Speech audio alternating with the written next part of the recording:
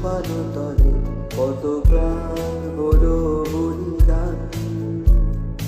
লেখায় আছে অশ্রু জলে মুক্তির মন্দির সোপানো তলে কত প্রাণ হলো বলিদান। লেখায় আছে অশ্রু জলে কত বিপ্লবী বন্ধুর রক্তে রাঙা বন্দিশালার ওই শিকল ভাঙা। কত বিপ্লবী বন্ধুর রক্তে রাঙা বন্দিশালার ওই শিকল ভাঙা। তারা কি ফিরিবে আর, তারা কি ফিরিবে আর সুপ্রভাতে?